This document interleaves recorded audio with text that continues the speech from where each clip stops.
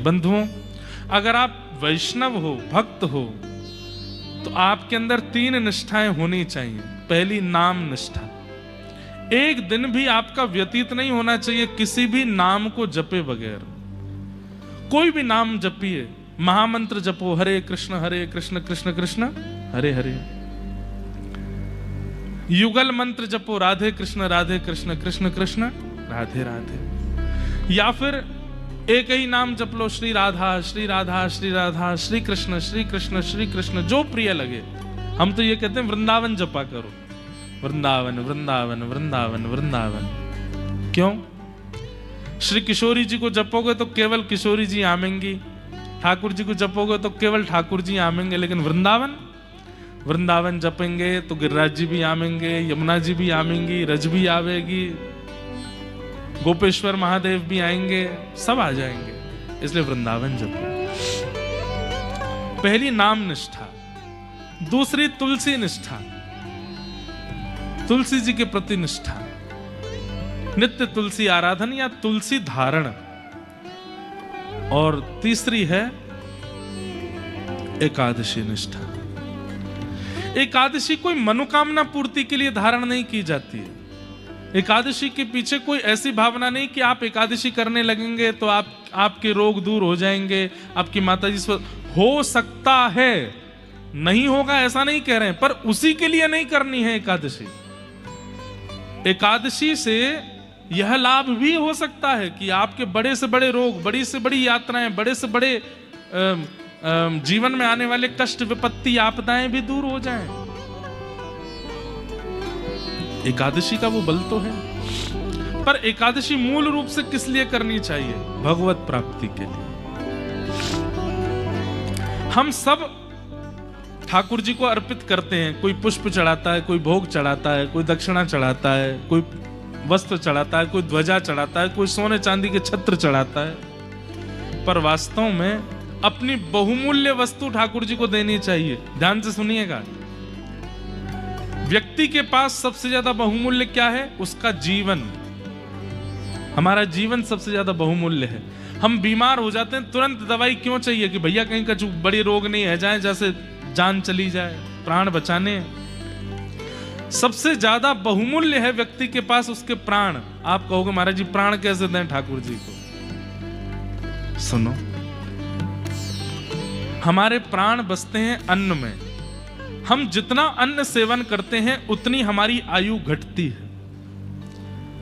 अगर आप रोज सुबह शाम, जो व्यक्ति 3 से ज्यादा बार भोजन करता होगा, अन्न खाता होगा, फल खावे, फ्रूट्स खावे, वो बात अलग है, लेकिन 3 से ज्यादा बार भोजन करता होगा, मान लीजिए 4 बार करता है, 5 बार करता है, अन्न सेवन करता है, 6-6, 7-7 बार अन्न सेवन यदि दिन में करता है, तो वो व्यक्ति बहुत जल्दी भगवत धाम जाने वाला है। उसके प्राण बचने वाले नहीं है।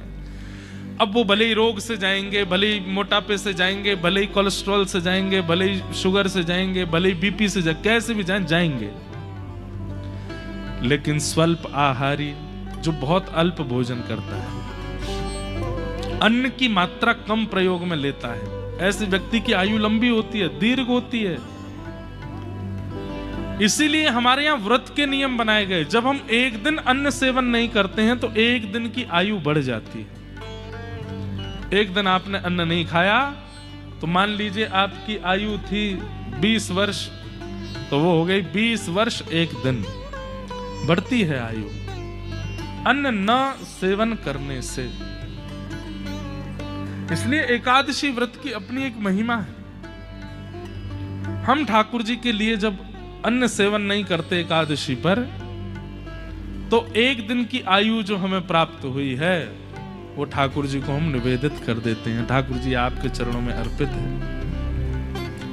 तो एक प्रकार से एकादशी करना, एकादशी व्रत में निष्ठा रखना, वो एक वैष्णव की सबसे बड़ी उपलब्धि है भगवत सेवा में। इसलिए करनी, ये 3 निष्ठाएं जीवन में धारण कीजिए। तुलसी निष्ठा, नाम निष्ठा और एकादशी निष्ठा। अब यहां से रास पंचाध्यायी का प्रसंग प्रारंभ हुआ। भगवान पिता रात्रि शरदोत्फुल्ल मल्लिका विक्षरन्तु मनश्चक्रे योग मायामुपाश्रित। बंधुओं, ये सब गोपियां, ये कोई श्रुति सिद्धा है, कोई साधन सिद्धा है, कोई ज्ञान सिद्धा है। देखने में वो गोपी है, देखने में वो एक व्रजवासी नारी है, पर वास्तव में ये पूर्व जन्मों से तप करते आ रहे भगवत प्राप्ति के लिए सब साधु महात्मा संत ही विरक्त ही गोपी बन करके आए हैं। और इसका प्रमाण भी मिलता है कि दंडकारण्य वन में जिन ऋषियों को ठाकुर जी दर्शन नहीं दे पाए थे राम स्वरूप में, दंडकारण्य वन के समस्त वही संत ब्रजमंडल की गोपी बन करके आए। अंते यामति सा गति, अंत में जो आप चिंतन करते हुए प्राण त्यागते हैं, अगले जन्म में आपको वो मिलता है। ये सब ऋषि महात्मा संत जो हजार वर्ष से तपस्या में बैठे हैं, उनकी तपस्या का केवल एक ही कारण है, एक ही मूलभूत है, भगवत प्राप्ति। और जब त्रेता युग में इनको ठाकुर जी नहीं मिले तो ये अपने तप के प्रभाव से द्वापर में गोपी बन करके आए। इसीलिए जा दिन से ठाकुर जी को जन्म भयो है, वही दिनाते गोपी उनको प्रियतम रूप में देखती है। कोई 6 दिन के बालक को प्रियतम कैसे मान सकता है? कोई 3 वर्ष के बालक के प्रति प्रियतम भाव कैसे रख सकता है? कोई 5 वर्ष के बालक के प्रति पति की भावना कैसे कर सकता है? इसका मतलब क्या है? ये गोपियां ये सामान्य नहीं है, ये पूर्व जन्म के ऋषि हैं, संत हैं, और ये वर्षों से तप कर रहे थे ठाकुर जी की प्राप्त करने का। इस बार जब ठाकुर जी कृष्ण बन के आए और ये गोपी बन करके आई हैं, तो ये उसमें विक्षेप नहीं चाहते हैं, ये बस उनको प्राप्त करना चाहती हैं। और वास्तव में श्री कृष्णावतार जन्म जन्मों से तप कर रहे सब ऋषि महात्मा संतों के तपस्या का फल दिया है ठाकुर जी ने उनको। ये सब गोपियां कात्यायनी पूजन करती थी और श्री कृष्ण को पति रूप में मांगती थी। एक दिन ठाकुर जी चीरहरण कर ले गए। क्यों? क्योंकि प्रातःकाल ब्रह्म मुहूर्त में निर्वस्त्र स्नान करती थी, तो ठाकुर जी ने समझाया कि निर्वस्त्र मत नहाया करो, कोई मनचला व्यक्ति तुम्हारे वस्त्र ले गया तो। गोपियां बोली बात मत बनाओ, हमें मत समझाओ, हमें सब पता है क्या करना है। ठाकुर जी बोले कल को कोई और हरण करे, हम ही करके दिखा देते हैं। और अगले दिन ठाकुर जी ने ही चीरहरण कर लिया। गोपियां सब बोली कृष्ण ये अच्छी बात नहीं है। ठाकुर जी बोले मेरी जगह कोई और करता तो, हमने समझाया था ना। और 2 कारण थे। पहला कारण कोई मनचला व्यक्ति वस्त्र ले जाए, और दूसरा कारण जल में ऐसे स्नान नहीं करते, वस्त्र धारण करके कोई वस्त्र अंग पर होना चाहिए तभी स्नान होना चाहिए, नहीं तो जल देव का अपमान होता है।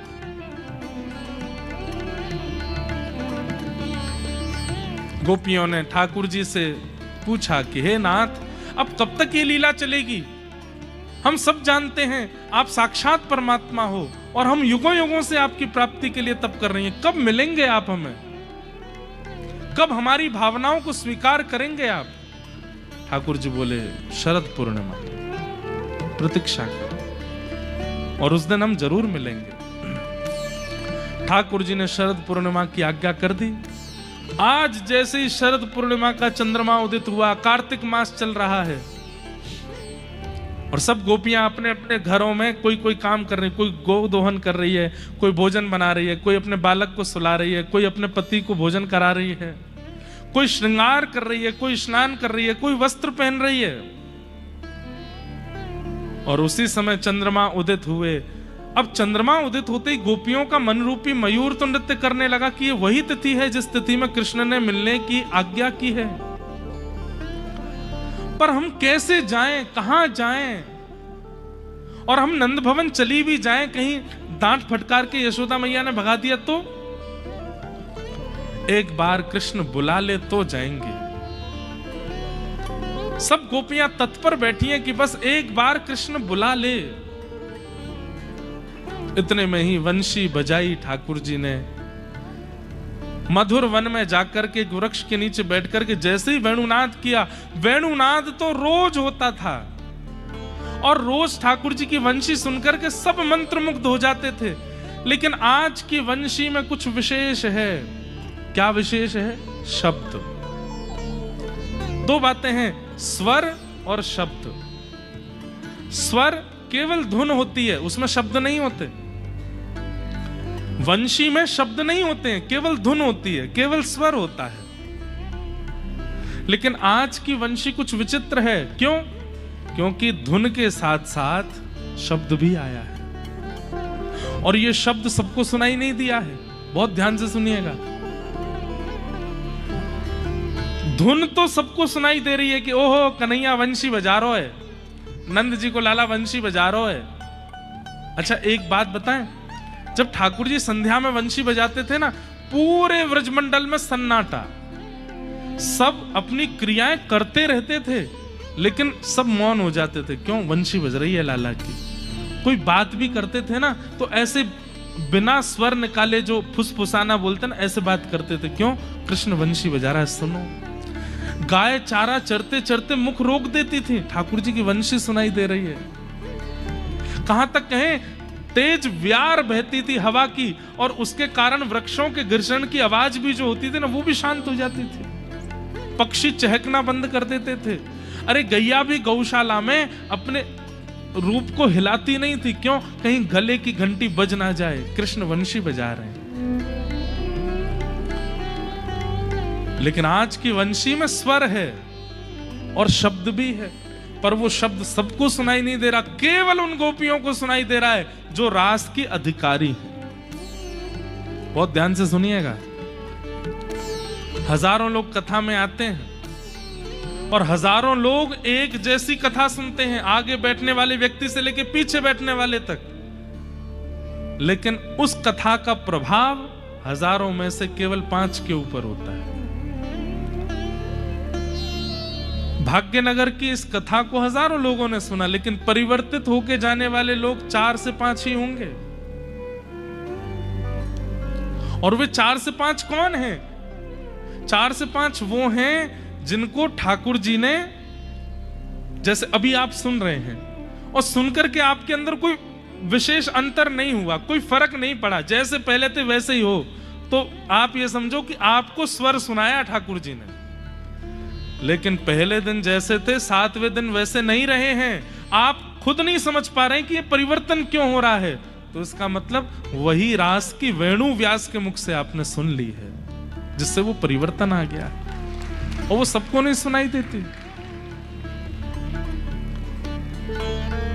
एक होता है कि आपको हमने कहा प्याज लहसुन मत खाना, अब आप क्या कर रहे हैं? जबरदस्ती मन मार रहे हैं। इच्छा तो बहुत हो रही है, पर जबरदस्ती मार रहे हैं। क्या गए, गुरु जी ने मना किया है, महाराज जी मना करके गए, ये बोल रहे हैं। एक होती है ये बात, और दूसरी क्या है, हमने कहा मत खाना, और आप जब गए, आपके सामने जब प्रस्तुत किया गया तो अपने आप ही घृणा आ गई, इच्छा नहीं। पता नहीं क्यों खाया भी तो जीभ से अंदर निगला नहीं गया।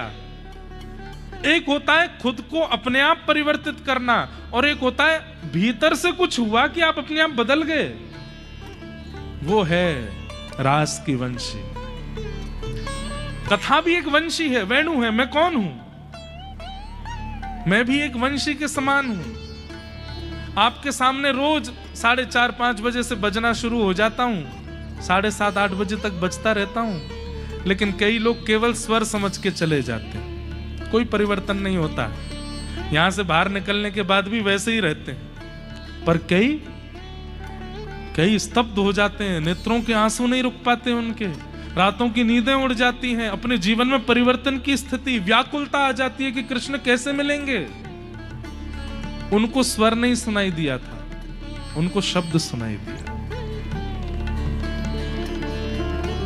कईयों के लिए व्यास ये सुंदर होना चाहिए। व्यास जी के लटके झटके कैसे हैं, चलते कैसे हैं, बैठते कैसे हैं, उठते कैसे हैं, खड़े कैसे होते हैं, गाते कैसे हैं, उनका ध्यान इसी पे ही रहा आता है। पर कई व्यास से कथा सुनकर के श्री कृष्ण के हो जाते हैं, प्रभु का साक्षात दर्शन उनको होने लग जाता है। और जिनको भगवत आराधन, भगवत दर्शन हुआ हो, समझो वही वो गोपी है, जो उस रास में रह गई थी तो इस कथा रास में स्वीकार कर ली गई है, यहां चुन लिया गया उसको। आपके लिए तो कथा विश्राम हो जाएगी कल, पर कईयों के लिए तो ये प्राण निकलने के समान पीड़ादायी होगी कल कथा जब विश्राम होगी। उनको ये लगेगा अब क्या होगा, अब हम क्या, आप ठाकुर जी से मिल तो लोगे लेकिन आपसे अपराध हो सकता है। इसलिए आचार्य का होना बहुत जरूरी है। किशोरी जी आचार्य हैं। गोपियों ने किशोरी जी के चरणों में जाकर के प्रार्थना की, विरह आतुर गोपियां रुदन करने लगी, और तब किशोरी जी की कृपा से गोपियों ने गीत गाए। कृष्ण को पाना है तो गाना पड़ेगा, और गाना ही पड़ेगा।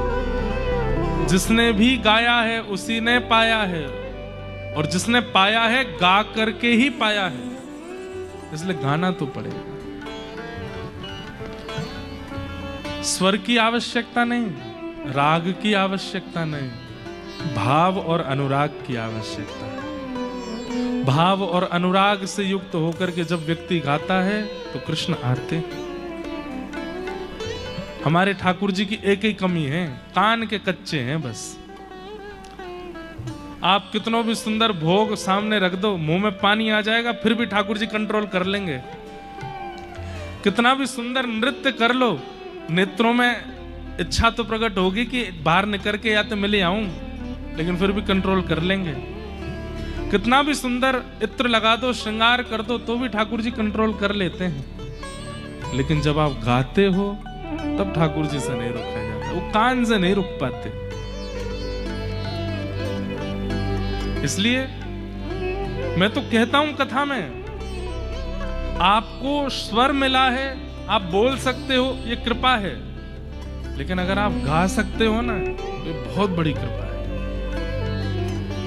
बहुत बड़ी कृपा है ठाकुर जी की। अगर तनिक भी स्वर आपके पास है तो इसका मतलब ठाकुर जी ने पहले ही मोहर लगा के भेजी है कि ये चाह लेगा तो मुझे प्राप्त कर लेगा। लेकिन स्वर वालों को भी ठाकुर जी एक दोष दे देते हैं। काय का दोष?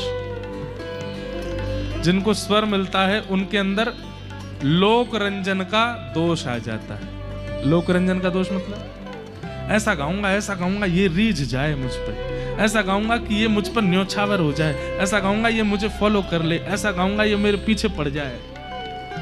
और ये लोक रंजन आते ही ठाकुर जी कहते हैं वाह, अब तुम दूर ही रहो, तुमका स्वर अच्छा तो लगता है मेरे को, पर मैं भीतर से ही सुन लूंगा, नहीं आना बाहर।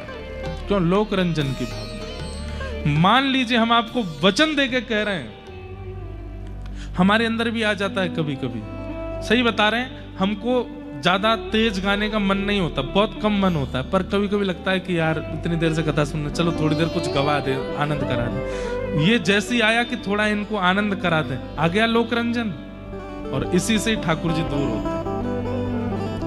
पर हम आपको अपनी अंतरिंग और एकांत की बात बता रहे हैं। जब किसी के लिए नहीं गाते हैं, एकांत में बैठ करके गाते हैं ना, हमारे गिरधर लाल जी सामने आके ऐसे बैठ जाते हैं, सुनते हैं।